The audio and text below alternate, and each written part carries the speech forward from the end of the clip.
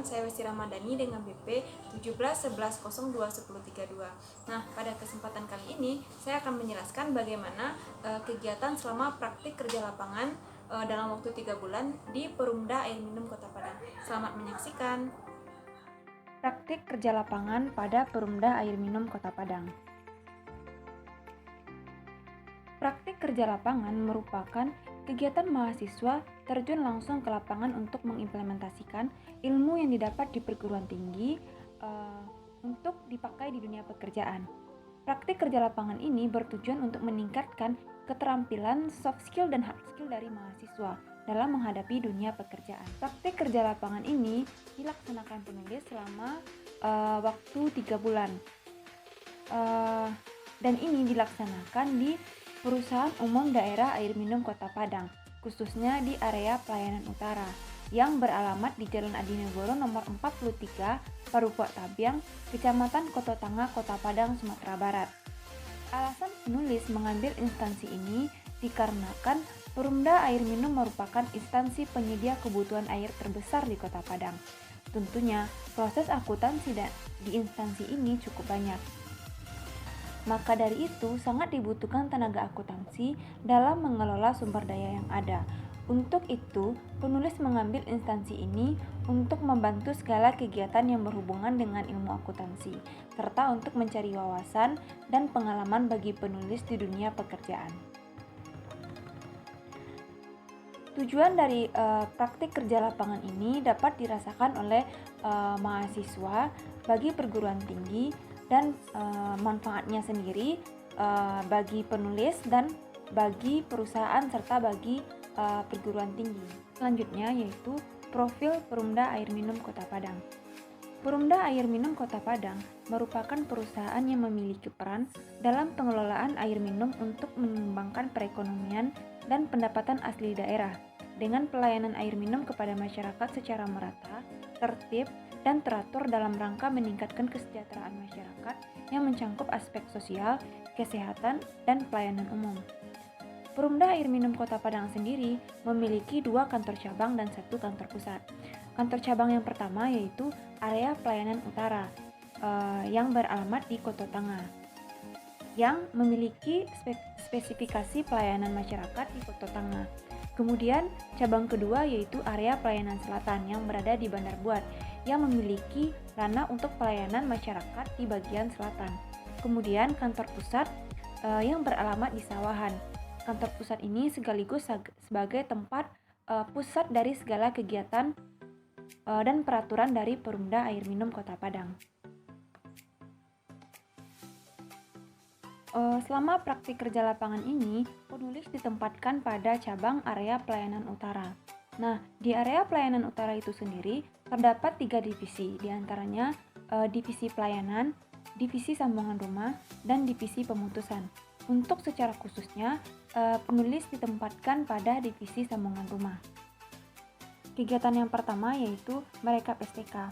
Nah, STK ini dibuat adalah sebagai bukti bahwa telah dilakukannya kegiatan yang 5 tadi oleh tim sambungan rumah dan sekaligus sebagai bukti jika nantinya dilakukan pemeriksaan oleh SPI. Nah, dalam proses ini penulis memindahkan informasi dari sistem STK online ke rekap agenda STK yang telah disediakan dengan masing-masing indeks pelanggan satu persatu.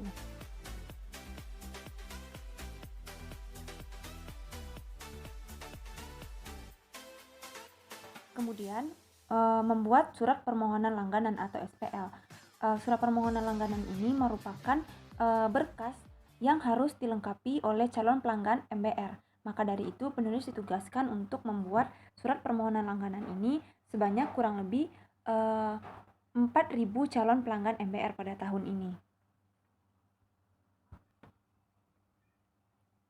Kegiatan yang ketiga yaitu memeriksa data ganti meter pelanggan yang telah direalisasi. Nah, pada kegiatan ini penulis ditugaskan untuk mengecek data-data pelanggan yang telah diganti meternya karena ada beberapa perlambatan sistem pada aplikasi SIMBOS. Nah, langkah yang penulis lakukan yaitu dengan melihat data pelanggan yang telah diganti meter pada aplikasi SIMBOS di komputer, kemudian mencocokkannya pada data pelanggan yang ada di Excel. Kegiatan yang keempat yaitu penulis ditugaskan untuk membuat rekap target kegiatan divisi sambungan rumah, di mana rekap target ini dibuat setiap bulannya, yaitu pada tanggal 15, tanggal 25, dan akhir bulan. Nah, penulis ditugaskan untuk menginput data dari target ini, di mana rekap ini nantinya akan diberikan kepada manajer dan diperlihatkan kepada anggota divisi sambungan rumah sebagai bahan evaluasi. Kegiatan yang kelima yaitu mencetak STK, yaitu STK ganti meter dan rehab meter. Nah, STK ini digunakan nantinya sebagai bukti bahwa kegiatan ganti meter dan rehab meter telah dilakukan oleh petugas di lapangan serta sebagai bentuk pertanggungjawaban kepada manajer atas pekerjaan yang telah diberikan. Pada kegiatan ini, penulis menggunakan aplikasi sistem STK online dengan memasukkan indeks pelanggan satu persatu, kemudian mencetaknya dengan memilih beberapa kategori. Kegiatan yang keenam yaitu membuat work order atau WO. WO ini merupakan surat perintah untuk pekerjaan yang ditulis untuk tujuan internal dan eksternal.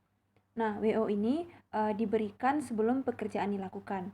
Untuk tujuan internal, WO ini diberikan kepada tim sambungan rumah, dan untuk tujuan eksternal, WO ini diberikan kepada rekanan, yang nantinya WO ini adalah sebagai surat perintah akan dimulainya suatu pekerjaan. Kegiatan yang keenam yaitu membuat RAB atau rancangan anggaran biaya, yang merupakan sebagai bentuk penentuan golongan pembayaran air oleh calon pelanggan baru Perumda Air Minum Kota Padang.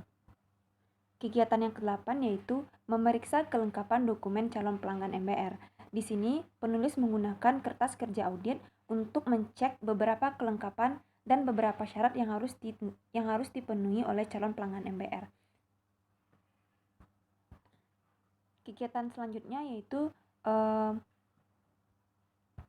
menerima pembayaran rekening air titip 2 bulan pelanggan, yang merupakan sebagai salah satu syarat untuk menjadi pelanggan MBR 2021. Selanjutnya yaitu mencek jumlah tagihan pelanggan yang penulis lakukan setiap hari pada pagi hari. Tujuannya yaitu untuk mengetahui berapa tagihan yang telah dilunasi oleh pelanggan sebelum rekening air dibagikan ke alamat pelanggan. Selanjutnya yaitu membuat laporan penagihan harian, yaitu merupakan wujud dari langkah sebelumnya tadi. Setelah adanya pembayaran air oleh pelanggan, langsung diinputkan ke dalam laporan harian secara manual yang terdiri dari pembayaran secara lunas, cicilan, dan pembayaran yang dilakukan pemutusan oleh petugas. Selanjutnya yaitu merealisasikan STK, yang merupakan bentuk tugas akhir atau proses akhir bahwa telah dilakukannya penagihan air oleh tim pemutusan. Langkah untuk merealisasikan STK ini yaitu dengan menginputkan indeks pelanggan pada rekening air yang telah dibayar oleh pelanggan. Selanjutnya yaitu menghubungi pelanggan dengan tujuan untuk mengingatkan pelanggan akan kewajiban yang harus dia penuhi. Pelanggan yang penulis hubungi yaitu pelanggan yang tunggakan airnya di atas 3 bulan. Kegiatan yang ke-14 yaitu membatalkan STK pada akhir bulan. Kegiatan terakhir yaitu membuat rekap laporan penagihan air dalam mingguan dan bulanan. Yang terakhir yaitu pelajaran yang didapat selama praktik kerja lapangan. Yang pertama yaitu administrasi dan dokumen. Yang kedua yaitu tentang sistem pengendalian internal. Yang ketiga tentang bagaimana cara bersosialisasi dan berkoordinasi dengan rekan kerja. Yang keempat yaitu bagaimana menghadapi pelanggan yang komplain terhadap teknis pelayanan. Yang kelima, menghubungi pelanggan. Yang keenam, mengetahui bagaimana kondisi di lapangan. Yang ketujuh, menambah networking. Dan yang terakhir yaitu melatih bagaimana bersikap kompeten dalam bekerja. Nah, sekianlah penyampaian dari saya. Semoga dapat dipahami dan saya ucapkan terima kasih telah menonton.